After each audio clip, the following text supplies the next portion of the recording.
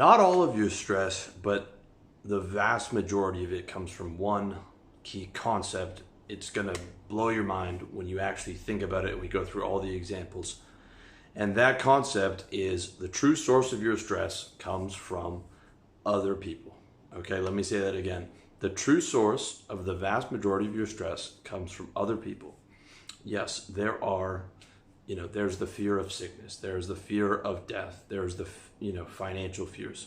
But the vast majority of the stuff that you stress about, and stress is just another word for fear, anxiety is just another word for fear, comes from other people. And even in regards to death, sickness, financial fears, there are still other people involved in that stress, which I will get to later.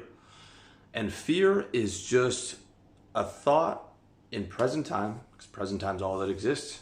You'll never feel the feeling of time pass, of future pain. So anytime you're stressed or anxious or fearful, it's all the same thing. And it's all in regards to pain in the future. And the vast majority of that pain, that fear called stress, is in relation to other people could possibly cause me pain in the future, both the far future and the near future, because those people have caused me pain before. Now, I'm not saying physically. In fact, it's very often not going to be physical pain, but it's going to be psychic pain, mental pain, through shame or annoyance or, removing your ability to get income, et cetera, et cetera. So the cause of most of your stress is other people. The solution is to remove those suppressive people from your life and surround yourself with supportive people. So let me give you some examples when we really run into this, okay? Let's say you have a job right now. God willing, you already have your own business. You're doing 6 figures. Even better, you're doing 7 figures. If you still have a job, a lot of your daily stress is going to come from colleagues and your boss. Your boss primarily because the boss-employee relationship is almost always adversarial. You always have two different goals. The employee wants to do as little work as possible and get paid as much as possible. The boss wants him to do as much work as possible and get paid as little as possible. If your boss could get away with paying you $500 for the month, he would. If your boss could outsource your job to the Philippines and you give the exact same standard of quality where he really can pay somebody $500 a month, he would. If your boss would outsource your job to a robot, if that was possible, he would. And in many industries, he will. So naturally, he's going to be a source of stress because your entire revenue is generated from that one person. You're completely dependent on one person. Even if you're a salesman with clients, at the end of the day, you really only have one client to manage, which is him. He can turn off the tap, as opposed to a business where you sell a service to many people, or you tell a high ticket service to, a lot of people like I do. You constantly have new clients coming in the door. It's hard to keep up with demand. If you're able to elevate your high ticket service and get into the guru game and able to sell products, info products around that and stuff like that, you really diversify the amount of people you're dependent on, both the current people and the future people. And if you've created what I have, an inbound marketing machine through organic content and then soon to be advertising, you're not even having to get on the phone and get after these people that are coming to you. Okay, but if that's not your scenario right now, a lot of your stress is going to come from your boss because ultimately your revenue depends on him. And if you don't have a lot in the bank, you're in a tough financial situation.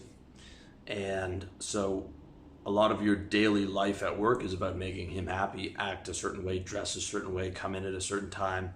All those are because you're in a relationship that inherently is not serving you, and that other person is causing you significant amounts of stress. 99% of people aren't free. In capitalism, you really have to be part of the 1%, either, as a sole proprietor earning 6 figures to 250, ideally in a service business like I recommend, or, you've got building more of an empire where you have employees. Now, that doesn't change the relationship. It just changes your position in it, which I'd rather them than you. If somebody's going to work for somebody, I'd rather you have employees than you be an employee, because it's my message to be helping you. Same thing within your job, colleagues, right? I thank God I don't have colleagues anymore. Like some random strangers picked off the street, you're spending 50 hours a week with them, more time than your girlfriend or your wife or your kids or your family or your loved ones. This is, what colleagues are. And a lot of the time they come from totally different backgrounds, have totally different values. You have to hear a lot about the sports bar or the sports ball. You have to hear about the local weather. You have to hear about everyone's opinions on politics. You have to censor yourself if your opinions are not 100% politically correct, because it could hurt your revenue. You have to deal with people who are petty. In sales, you're going to have guys trying to steal your clients, trying to step on you to get ahead. You'll have an office manager who's nice to your face, but, is political despite the tiny amount of power that she or he has. I really hated working in an office, and my stress levels went down significantly after getting out of those environments, massively. So that's a big one.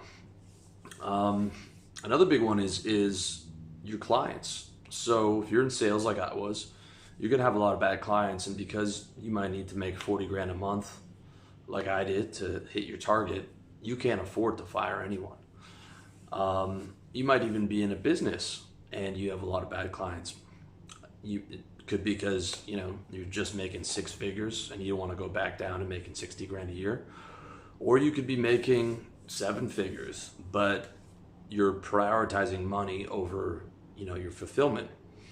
And it's important to prioritize money, but I think there comes a time and place where your inspiration, your fulfillment is more important. And I think once you get above that 100 grand, you're getting to that 200 grand range, I think it's time to start firing the clients who are suppressing you, who are stressing you out.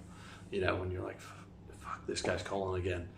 It's usually the most difficult clients are also the ones who pay you the least on average. That's always how it's been for me, although I had a few large clients that were difficult in the past in my sales job.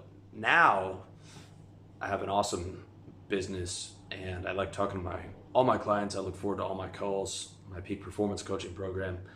But it's really only because I set up a business that was totally within my values.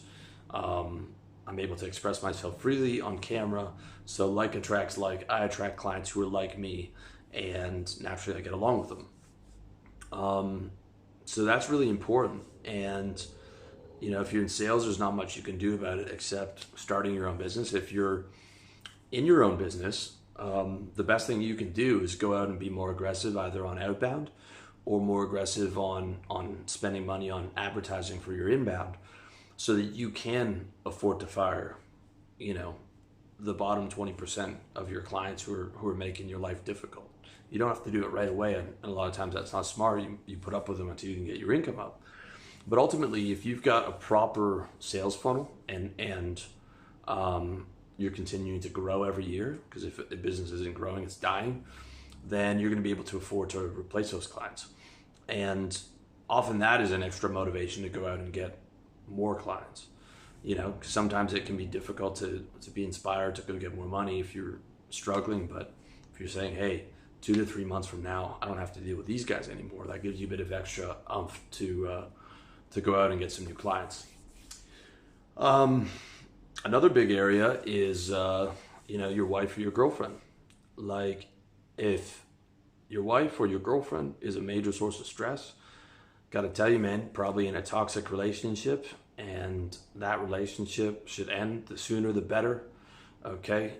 Yes, there will be some drama to a degree in every relationship, but you'd be shocked how having the right person or right women in your life, how little drama you can have. And I'll give you an example. Are you looking forward to seeing that person, or do you not want to see them, the bulk of the week? Like, of your interactions, is it 90% positive, 80% positive, or is it 70, 80, 90% negative? like you should be looking forward to see that person the vast majority of the time. Because otherwise you better be getting paid for that relationship. You know, you better be getting paid to stack up money to get yourself out of survival into thrival, to where you don't have to have negative people in your life. That's one of the beautiful things that money does for you, is it provides a way out of having to deal, you know, with people that you don't want to deal with. So if you're in a relationship for free, a girlfriend or a friendship relationship, and it's primarily negative and that person's primarily a source of stress, recognize what that is. They're stressing you out because they've caused you a predominant amount of pain in the past, and you're afraid that they're going to cause you a predominant amount of pain in the future. And more likely than not, you're in a toxic relationship. And I'm not saying that it's the other person's fault entirely. It might be partially your fault. But either way, you know, you guys aren't meshing well together. Now, there's tactics you can do, and you know, ways to recharge that relationship. Carets is one of them. Active listening more is another one. But a lot of the time, once it's gotten to that toxic stage for long enough, it might be difficult to salvage. And, you know, when there's an abundance of other women out there, you know, it's probably best that you know, you end that relationship.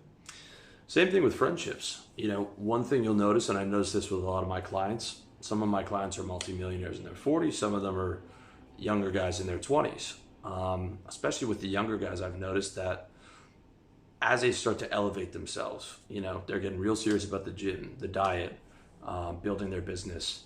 They're not having a lot of time for other people, as you can't, you know, you can't have everything, right? If you're really serious about personal improvement, building a business, especially if you're doing it on top of having a job, you're not going to have a lot of time for other people. And a lot of people are going to see, you know, your elevation, see you start to change.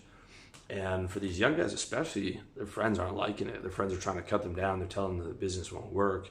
What are you doing? You know, stick to that job. Because ultimately they're jealous. They're seeing, hey, you know, I was more popular than this guy in high school. I was more popular than this guy in university. Now I'm starting to see what life was about. I'm flattening out into mediocrity. I peaked at 18, or I peaked at 19 or 20 or 21. And this guy's pulling ahead of me, and I don't like it. I'm trying to pull him back down.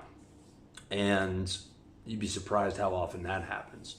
You know, if you haven't had to cut a few friends off, you probably should.